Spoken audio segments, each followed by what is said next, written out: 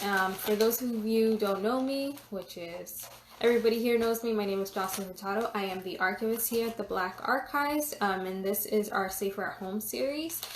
We started the series because of the current situation going on in the world due to the pandemic, and this session is called Is It True?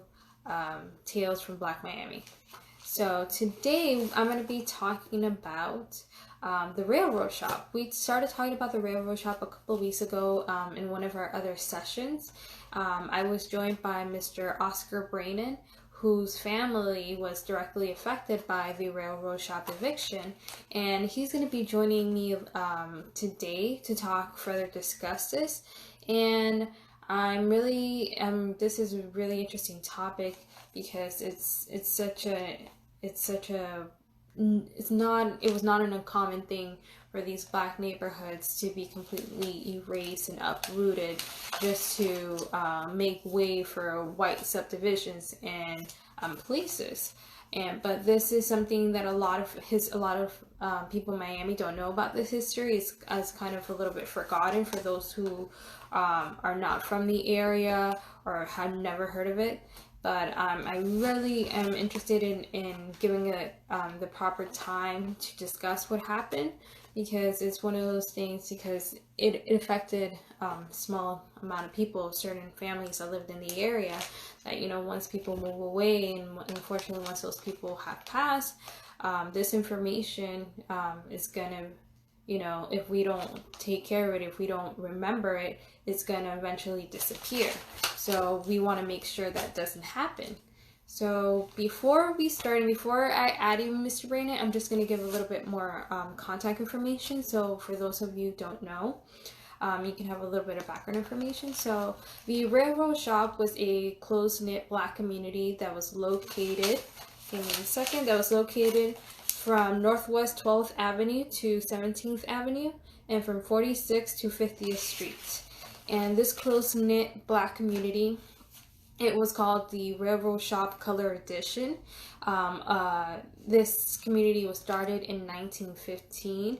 It was advertised as the logical place for a color town extension and for the colored population to live. And we are going to be talking about how this community was essentially destroyed in order to make way for a white school and a white park. That school was known as Alapata Junior High. And but we are going to talk first about its origin story. So I'm just going to start a little bit from the beginning, and then once I tell you how it formed and how it was advertised, then I'm going to add Mr. Oscar Braynon, whose family was directly affected by the eviction of the railroad shop. So in the summer of 1915, ads began appearing in a local newspaper in the Miami area advertising the color edition, the railroad shop color edition.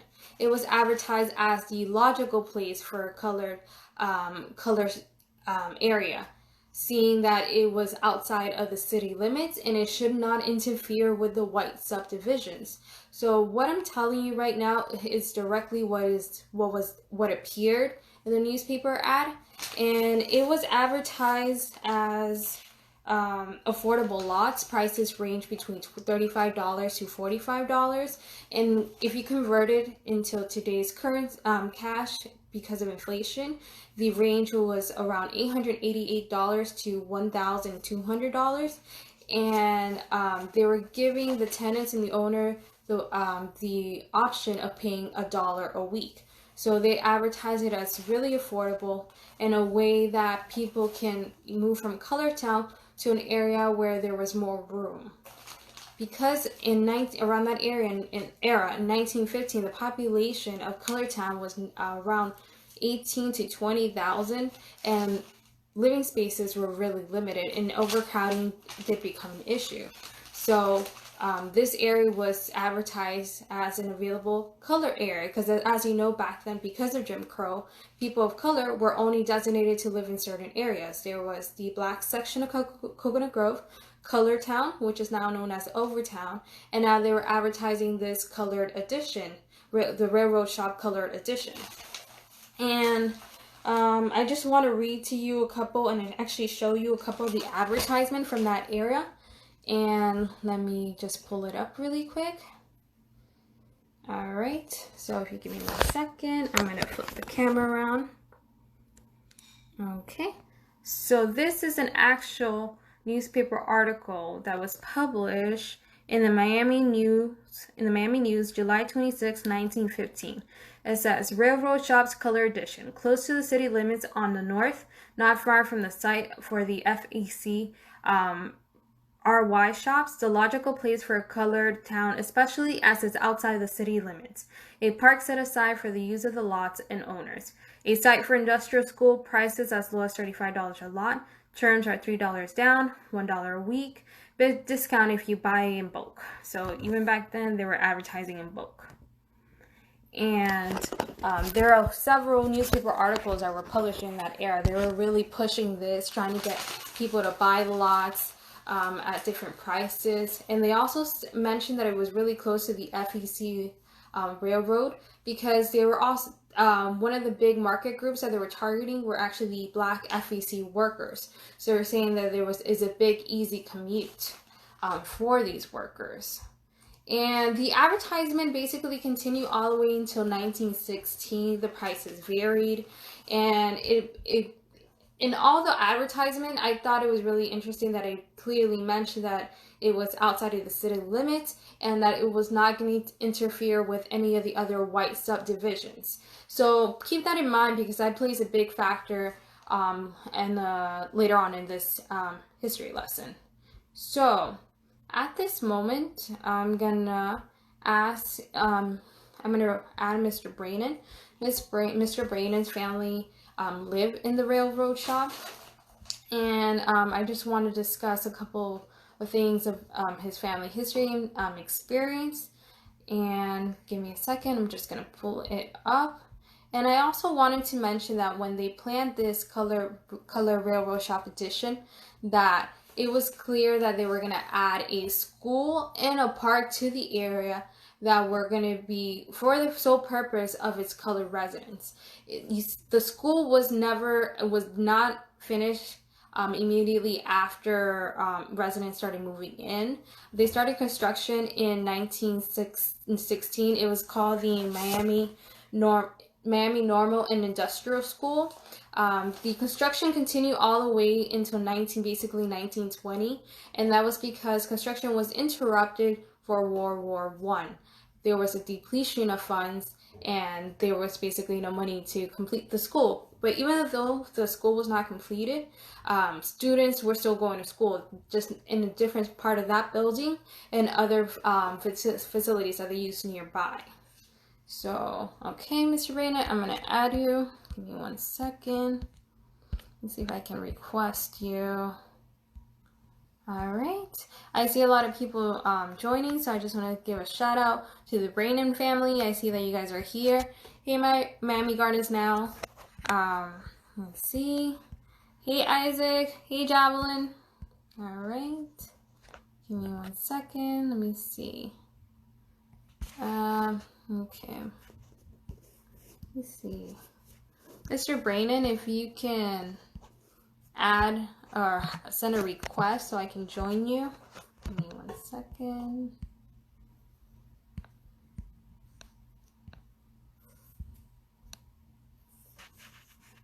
Let's see. Mr. Braynon, if you, or Miss Braynon, if you guys are hearing me, if you can just sign in and sign out, so you can guys send me a request so I can add you on the live feed. And for those of you who are joining us, I'm talking about the Railroad Shop Color Edition, which was a Black close-knit community, which was destroyed in 1947 in order to make room for a white school and a white park. And we're going to be talking about the families that were affected by it and some of the legislations that led up to it. Okay, I see you, Mr. Braynon.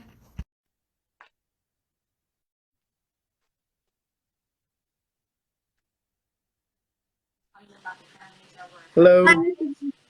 How are you? I'm doing fine. Doing fine. Let me shut off the laptop here. Okay, no problem, Ms. Raymond. I just want to say thank you again for joining me Sure. to the railroad shop. I know we discussed it last time, and I really am thankful that you can join me and appreciate your time. I've done a little bit more research, and I found a couple of newspaper articles that I think your family were mentioning, so I have a couple of questions and things like that. Okay, sure. Okay. Glad to share. So, all right. So where I left off, I was just basically talking about how the railroad shop was formed and how the Miami Industrial Normal School was made for that community. And that basically leads us off to the 1920s. I don't see a lot of information between like 1920s until the actual eviction of 1947. And I was wondering if you can, for people who are just joining us now who might have not had the opportunity to hear you in the previous session, if you can tell us a little bit about your history and your family's history with the railroad shop. Good morning and thank you. My great-grandfather was probably the first in our family to move there. He was followed by many of his children, including my grandfather, and some of my grandfather's siblings also ended up purchasing homes in the railroad shop addition. My great-grandfather moved there, I believe, sometime in the 1920s. He showed up first in the 1930s census. And I know that when my father was born, he said he was born in railroad shop. So they moved there sometime in the 20s. So they lived there for going on at least 25 years, maybe from 1925 to 47, something like that. And they were there during the war as well. My grandfather lived in a house on 12th, what was considered 12th Court, which was on the east side of Railroad Shop. And Railroad Shop went from actually 12th Avenue to the actual proper Railroad Shop Color Edition ended at 14th Avenue. There was some public land west of that, but there were no residences there. And the southern boundary was 46th Street. The northern boundary was 50th Street. And there was 12th Avenue, 12th Place, 13th Avenue, 13th Place, and finally 14th Avenue. So they lived in the northeast corner of Railroad Shop Color Edition. My grandfather had at least one sister. The Johnson family lived there. And then Ed and Maydell Braynon, which was my grandfather's brother, also lived there. So there were about 4 families that lived there during the time that the eminent domain happened. And when the eminent domain happened, everybody had to leave. So the family scattered all over what's now Liberty City, Brownsville. But at one time, they all lived on the same street. And I know, that information from back in the day when your family moved. I don't know if you would happen to know. What did your grandfather work as? Because I know it was advertised for a lot of the workers that worked on the line, the FEC railroad line. Was he a worker there? I don't know that my great-grandfather worked for the railroad. I do know that my grandfather did. He was just like a luggage porter at the railroad, at the FEC. So he wasn't like a construction person, or he just did the luggage. He was the only one that I knew that worked at the actual railroad.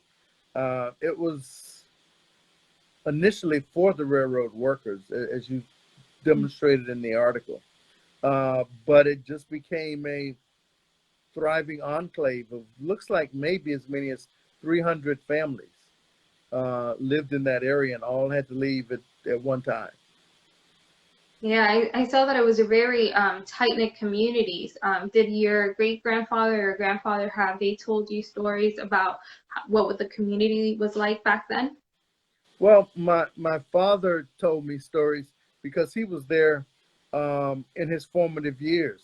He was there as a child primarily, and he talked about having such a good relationship with his cousins because they all lived there, and his cousins were like siblings, and he enjoyed playing with his cousins. And I saw that as an adult how close he was with all of his cousins that he grew up playing with. And there were, I think he had like 34 cousins, Oh my 34 God. first cousins. So many of them lived in Railroad Shop. Okay, I can relate to that. Each of my grandparents had 10 kids, so I have a lot of cousins. I can relate. Having your cousins as playmates and living close by, that must have been really nice and really tight community.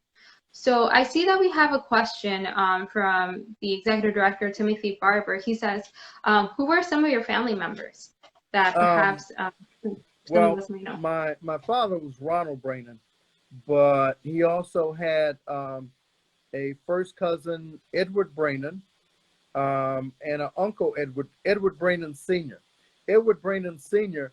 had a grocery store in Overtown and eventually moved to 17th and about 56th Street. And it was Eddie's Groceries. And it was there for many years, probably up until the late 70s. Also, Ed, Eddie's Groceries, the father, Edward Sr., had a pair of sons. One was Edward Braynon Jr., who was a dentist. He went into, he fought in the Second World War. He came back and went to dentistry school, and he set up a dentist office. At one time, the office was in Overtown, and eventually he moved the dentist office into Liberty City. He eventually became the Grand Basileus for Omega Psi Phi fraternity, which I'm not, Mr. Barber. I know And you guys are careful. also, his brother was an attorney, Harold Braynon, who eventually became a judge when the city of Miami had a municipal court. And he was also the first African American assistant attorney general for the state of Florida. And he Oh, prosecuted desegregation cases against school systems primarily. Additionally, there was the Johnson family, which let's see, Victor and Aline. Okay, Victor and Aline Johnson. They had 8 children as well. Some other people that lived there that were not in my family included the school board member Dorothy Bendross Mendengal. yes. She also lived there. Georgia Jones Ayers, who was a community activist, and they actually named one of the schools. I think the middle school is named after her as well. So that's ironic that she lived there, had to be kicked out, Move. and now the school is named after her. Same thing with my great aunt, Lenora Braynon Smith. She lived there. She became a Florida Teacher of the Year in like 1969. And then they recently, about 10 years ago, named the elementary school after my great aunt. That's Um, pretty.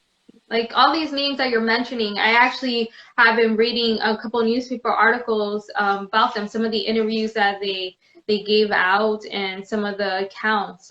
For example, I found a newspaper article with Dolores Johnson McCarthy, whose mother was Eileen Braynon Johnson, yes, and she was talking about she's talking about how their experience, how they were literally kicked out at that time when they got the eviction notice on that fateful August 1st, 1947 day. Her brother and her dad were not home, so they were the ones who received that news. And at that time she was only 13 years old. And I also was reading other newspaper articles that told the accounts of Mammy Woodward. I don't know if you know or Mamie Woodward or her family. No, I'm not Um, familiar. so I like the Woodwards, they actually own the home. Some of the families that lived in the railroad shop were given the option to move their physical home to another location, Yes. and her family opted to do that. But the location that she moved was the extension of the railroad shop. It was right on the color line, and once they moved there, they began getting threats by the white men that lived in that neighborhood, since it was just right on the color line. And actually, her house was burned down. Oh wow. Um, yeah, they were burned down in later on in that same year of 1947. And other families that opted to do the same thing, to move their house to the other section of the railroad shop where it was just on that color line, they also received threats too as well. So I thought it was really interesting. So I see that a couple people have joined us. I just want to give a shout out to, I'm pretty sure they're probably your family, Calico Styles. Uh, Yes. yeah. He says, hey, also, Mr. Barber says if you can tell us a little bit more about Lenora Braynon. Okay, sure. Well, Lenora was my father's aunt, and they were roughly the same age. My great grandfather had quite a few children, and so my father was the son of the oldest, and so he had a cousin that was his age. That was one of his playmates. Lenora Braynon, at the time, she moved out and she left and went to college at Florida A&M, came back. She was a administrator or teacher in the public school system, and she went on to become a principal. Prior to becoming a principal, though, she was the first African American who was awarded the Florida Teacher of the Year.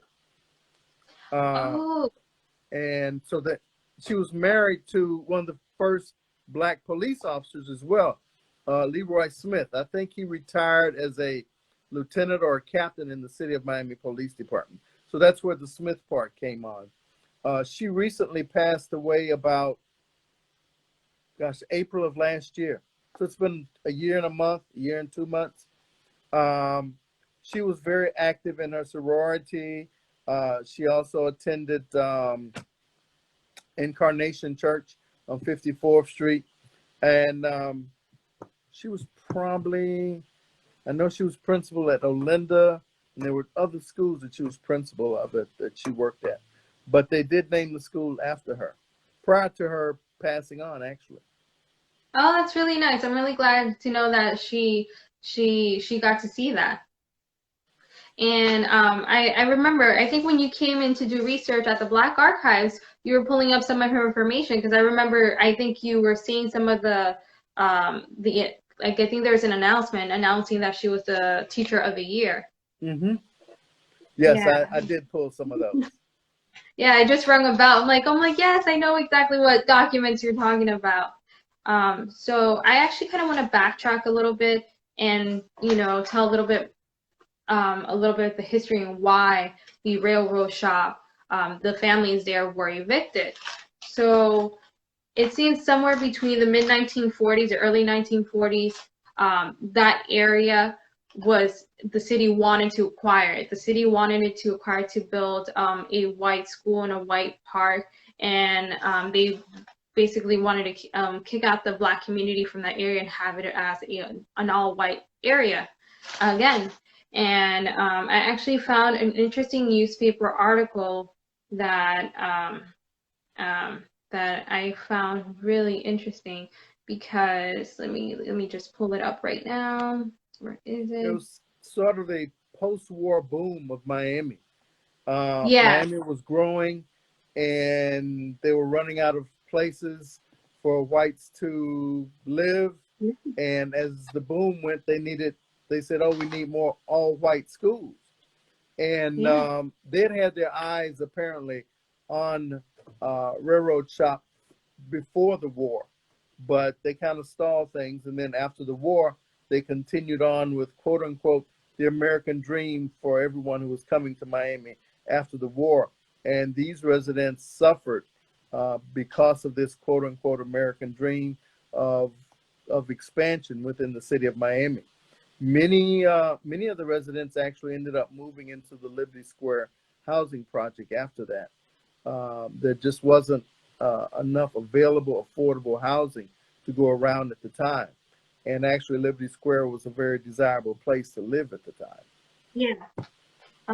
For those of you who don't know, Liberty Square at the time was basically considered a brand new housing project. When it was built in the 1930s, it had it was one of the only places that had running water, electricity, all modern day appliances. So a lot of the families that moved into the Liberty Square housing projects were middle class families. And I know a lot of people from all different parts of Colortown and now the railroad shop moved in there when, because of the railroad shop, they were forced and evicted. Mr. Braynon, I actually want to show you this newspaper article that I found. This newspaper article was published a couple of months before the railroad shop eviction. It was published February 6, 1947.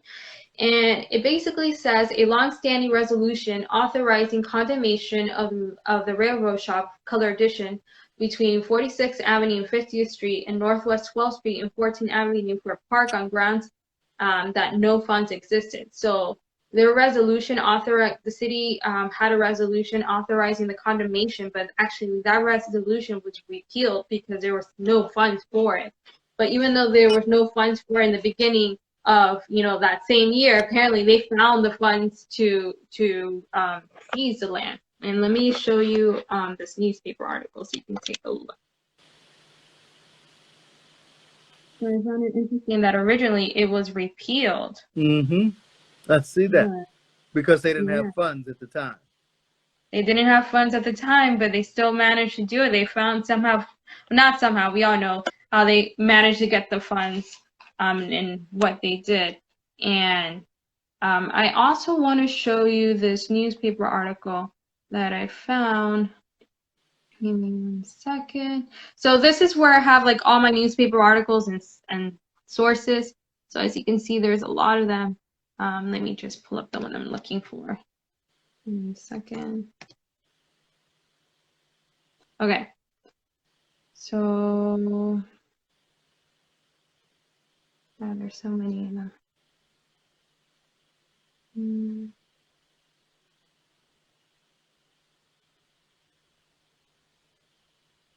Okay, so this is a newspaper article that is about the eviction day, what happened that day. And I want to say that for the white newspaper, this event was widely ignored. It was not reported. They didn't really care for the black families since it was a white newspaper. They really didn't care to cover that story. The only newspaper that I actually found that covered that story on that day was the Miami News. But at the Black Archives, we actually have really great original newspapers from the Miami Times that have photos of some of the families that were taken at that moment. So this newspaper article is titled 45 Families Given 2 Hours to Vacate. Eviction notices are being served on the area to be cleared for school. So 45 families were given 2-hour notices. They were given notice at 11 a.m. and they were given until 1 p.m. to basically gather all their belongings and move. Wow. And here it states that a lot of the families said that they never received a prior eviction, contrary to the sheriff's office and deputy claims, saying that these families had known for months that they were supposed to move out on this day. Have you heard this story before, that the city basically told them they knew that we know now they didn't. They weren't told, they weren't alerted. And now the city was basically saying, hey, you knew about this, so this is on you. I've never heard that. I've never heard that. But right now, you're a little muffled on the microphone part, but I've never heard that the families were given any notice that they were being evicted. That's news.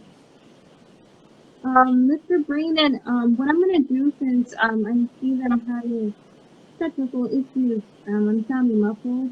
What I'm going to do is I'm going to exit out, and then I'm going to add you really quick.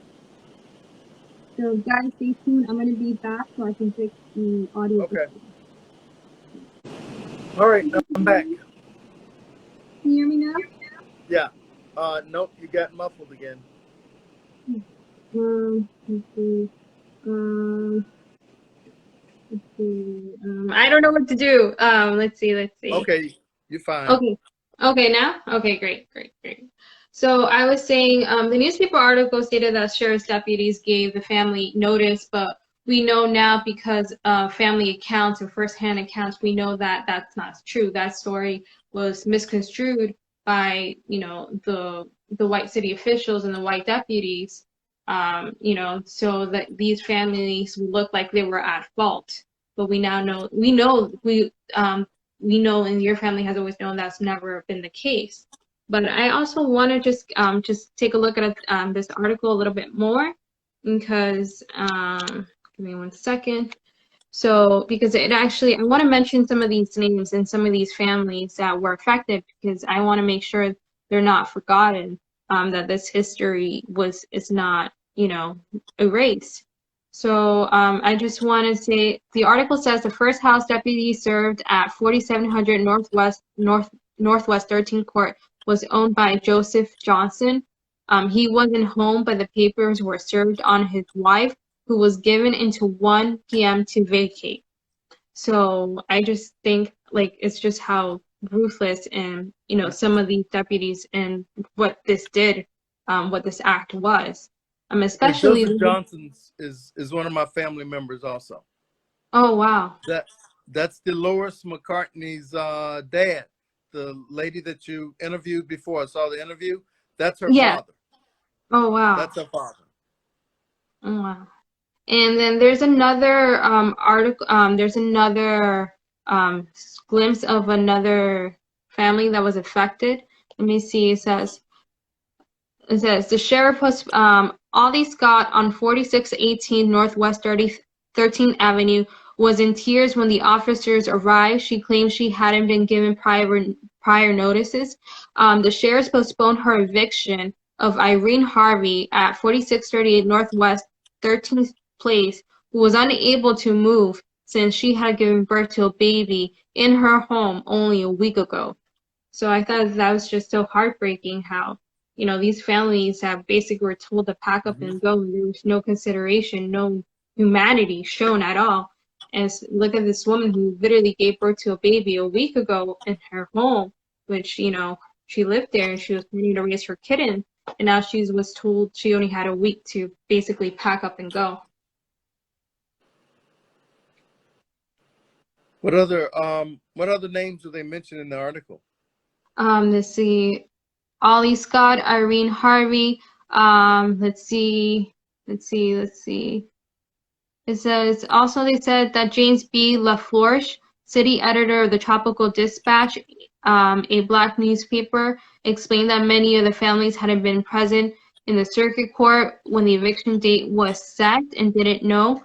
Camila, I know your grandfather worked at the Tropical Dispatch. I don't know if you've heard the name James B. LaForge, but let me pull up other newspaper article that shows gives more names. So this newspaper article this one is from 1977, and this was written by B. Hines. B. Hines is a columnist, still is a columnist for the Miami Herald. And here in this column, she writes about the railroad shop, and some of the families she mentions is Ruby Pierce, Strickland, and also Neil Adams, who became a spokesman for the railroad shop residents fighting the eviction. I don't know if you recognize any of these names. Yeah, I recognize Neil Adams. He eventually became a county commissioner. Okay, yes. It says, give me one second. I'm going to just take a direct quote from this. It says, give me a second. Okay, this is perfect. It basically tells you what was it like on that day. It says it was a hot, rainy day in August when the first families were evicted. The residents had been told the school board needed the property for a new school. and the city needed the rest for a park. The city offered $150 per lot, not nearly enough to purchase a new home, even in 1947. There were protests. Some families hired the young black lawyer Ellie Thomas to fight the eviction, but there wasn't much that it could be done. So it gives account and also talks about people who were advocating for the family.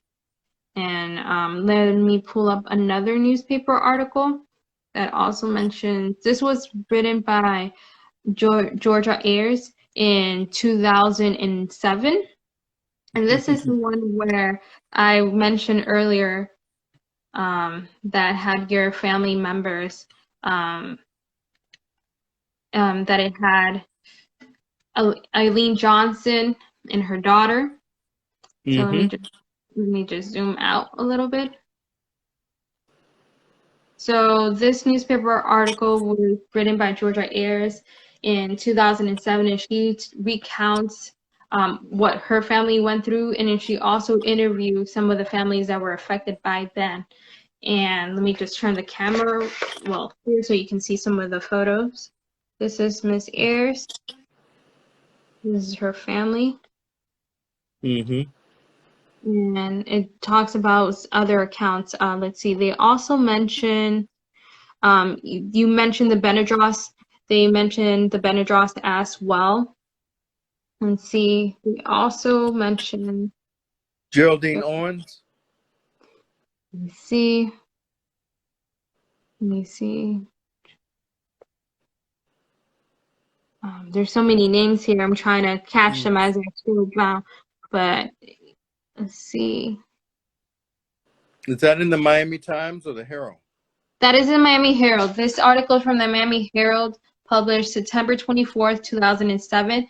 And I'm going to flip the camera around really quick so you guys can see my face. It talks about how in 1977, Ms. Ayers planned a reunion, a family reunion of all the families that were affected by it. And they planned another one back in 2007, and they met at the park. The park, the white park that was constructed, was built over their family homes. So I thought that was really interesting. It must have been a really tough moment for them to be back at the area, which the reason why they were forced to move, one of the reasons. Yeah, Hadley Park. Yes, Hadley Park. And was your family part of that reunion? Yeah, I did have some family members there. I didn't make the reunion, but I did have some family members there.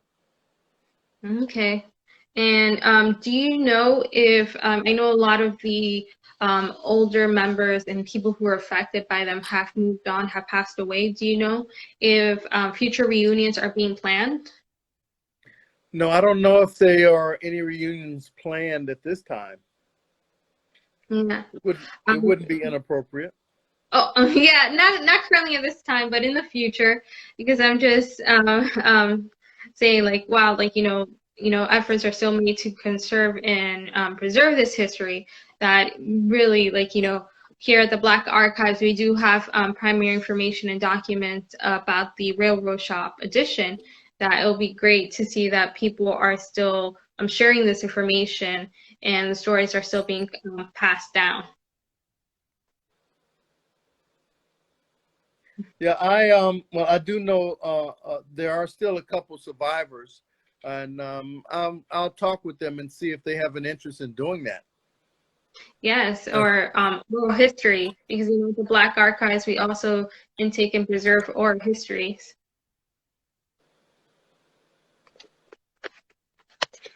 So, Mr. Braynon, last time when we were discussing your family, you were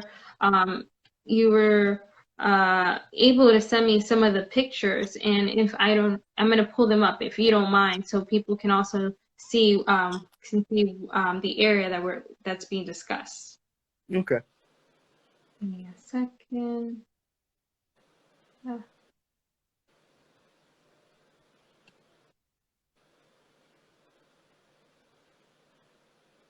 There's a book that was written called A World More Concrete, that talks a lot about the growth of Miami and how they treated African Americans as Miami grew.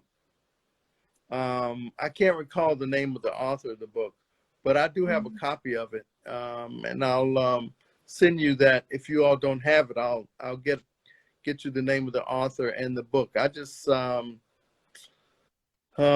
think the guy's name is Conley, but I can't remember anything other than that. We're more concrete. It's Nathan Connolly. Yes, yes. And Nathan it's Connolly. talking about Jim Crow and real estate. Yes, yes. In Miami, that's a long, interesting topic that people can write several volumes on. Yeah, it's a great history of Miami. Not just history, but why and how.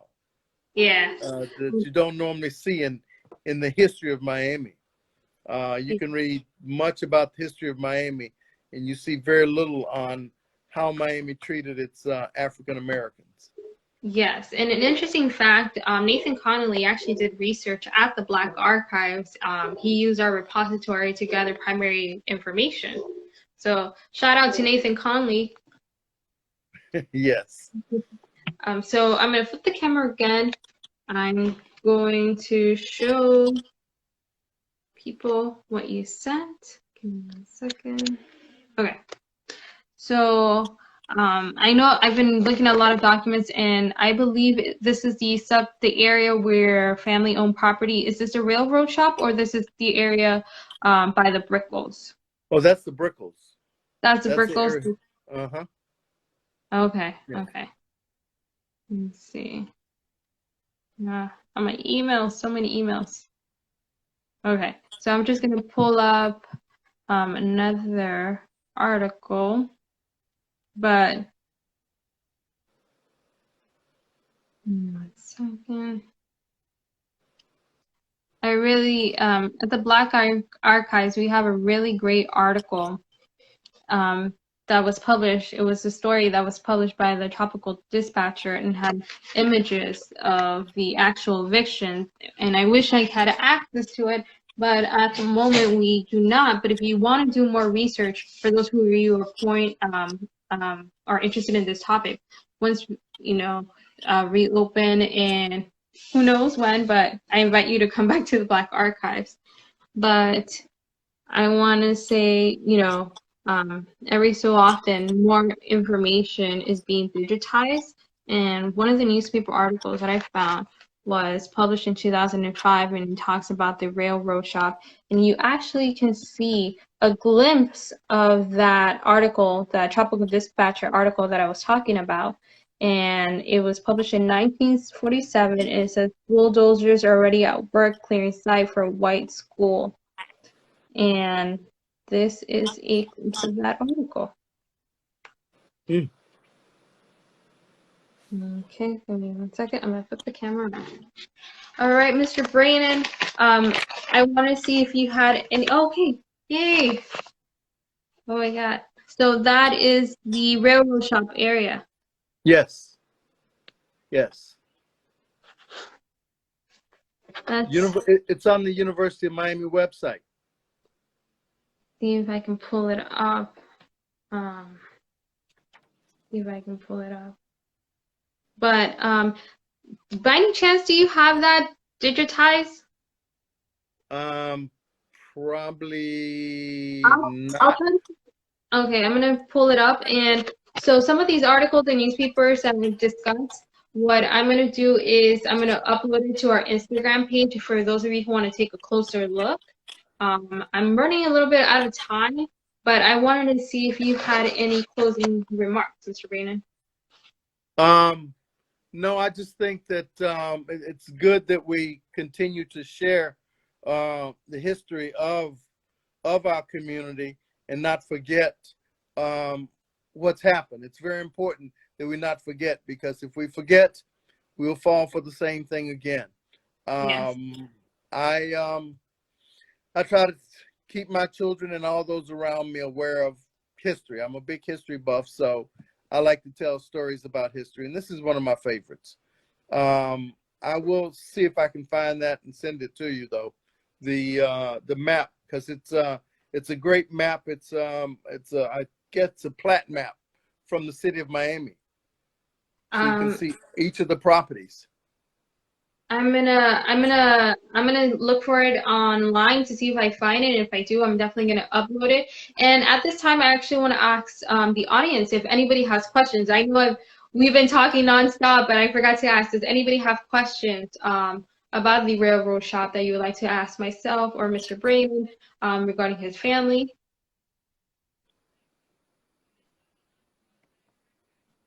No questions. No questions. We have a lot of Ms. Braynon, applause. Thank you. Thank you so much. I also, I see a lot of people have joined us today, and I hope you guys learned something. A lot of people don't know about the railroad shop. I've actually met a lot of professionals and archivists in the area did not know about the railroad shop. Their concentration is not on the Black community or not in stone death, so they didn't know this. And I always mention it to people every time I get a chance because it's such an important history that I would just hate that people don't know, about the history of that area, especially, Alapata Junior High. They can learn about the railroad shop killer edition and its history and the families that were affected by it.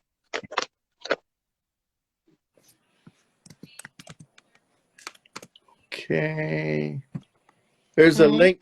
I just sent you a link to your email for that map. Okay. All right. I'm going to upload it.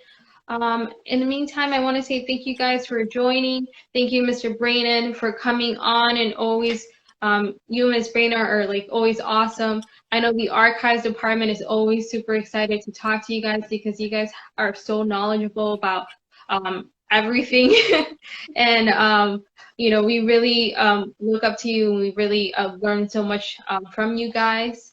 And I can't wait until there's another topic of discussion that we can both talk about. Perhaps it's genealogy. I know you, Ms. Braynon, can talk about genealogy all day. I can talk about genealogy all day.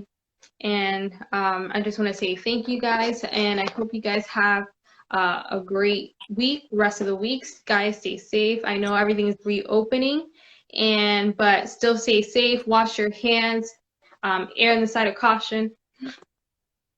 Yes. Well, thank you for having us on, and we enjoy the live programming that you all offer every day.